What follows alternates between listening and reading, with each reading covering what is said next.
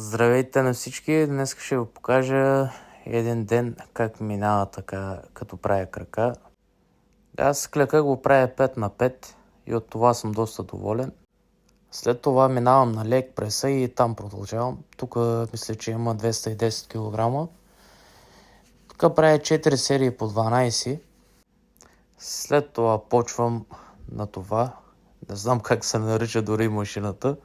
Тук правя пак 4 по 15 с максималното, което има на машината. 130 кг мисля, че. Тук си подобрявам рекорда с 200 кг, 20 метра.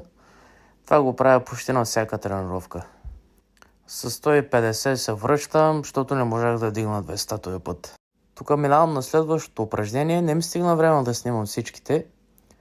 Така че, и между другото, това така ли се прави, хора? Аз много се смях. Приличам